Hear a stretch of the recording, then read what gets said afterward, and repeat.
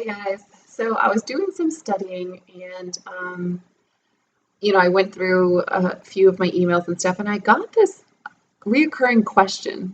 So I figured I'd just throw a video out here. I know on the new page here, it's not coming up on everyone's feed, but hopefully it reaches the people who are asking the question. So the question was worded a few different ways, but I think the gist of it is how do I stay on my A game all the time?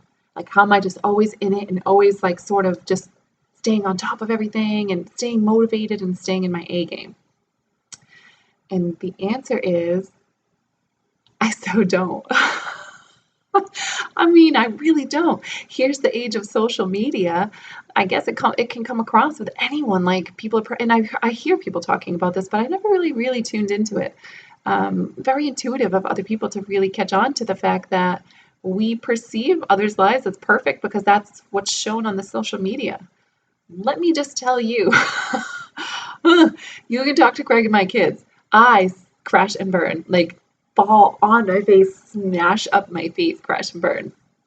And what that looks like is I'll go for it and I'll be doing it. And like my purpose and passion in life is to influence, other people to take action in their own life, the kind of action that'll bring, a better quality of life for them. That is like my purpose. That's my why. And that does drive me pretty hard. That's a real big source of energy for me. But as I do that and as I become more successful and more influential, I get scared that I'm going to lose it.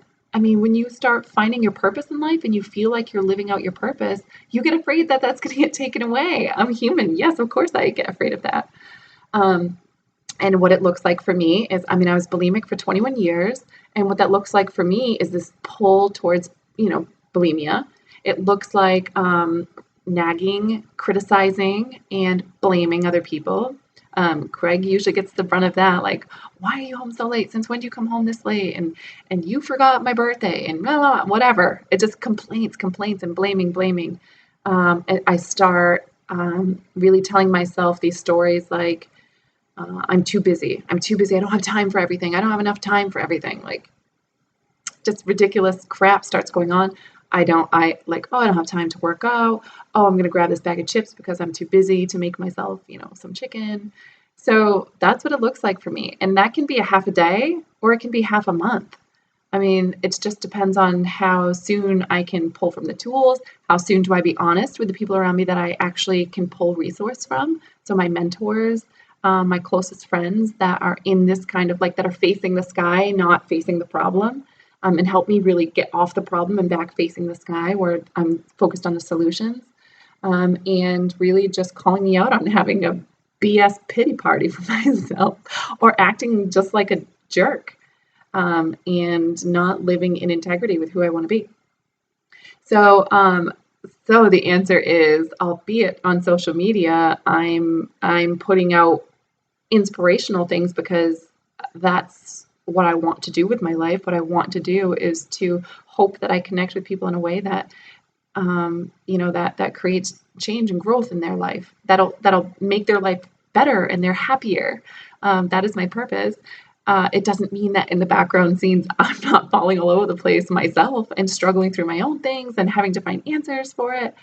So I hope that helps. I think it's just a reminder. I think people intuitively know this, but they maybe just forget. So this is just a reminder like, hey, your life can look like whatever it looks like, and you can still go for your passion and your dream. It doesn't have to look perfect in order for you to have something to give. As a matter of fact, I think the fact that I struggled with 21 years of bulimia and went through, molestations and severe depression. I tried all the drugs out there. I think the fact that all of those things have been my struggle is where I find so much passion and purpose for the things that I do, and that I can, as it's a double-edged sword, as that thing also drives me to heal pain out there and to be a resource of healing or growth for other people who are suffering, because I understand suffering so incredibly.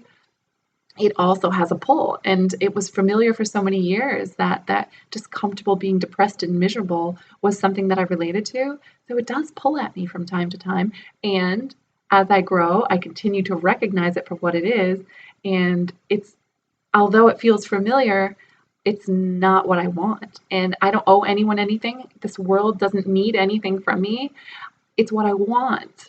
it's genuinely what I want. So if it's what I want, why would I choose anything else, right? And it's like remembering that and then staying in action, right? Getting the oxygen and the endorphins going in my body, change the motion, change the emotion, right? My body tells my brain how to feel. My brain doesn't tell my body. If my body's moping around, my brain's going to think that I'm depressed. If my body's in action and dancing and happy, I'm laughing, my brain's going to tell my body I'm happy and I'm alive and I'm energetic, fully alive wellness, right? That's why I picked that, life fully alive. So I hope that answers the question. Again, I think this is just a reminder, but I just wanted to throw that reminder out there. I really love you guys. And thanks for asking because it helped me to really specifically go through that myself and like, oh yeah, that's a great question. Like, first of all, how social media impacts people, and also what my own process is, and what does that look like for me now, and how far have I grown in my spirals and in my pull towards the dark hole.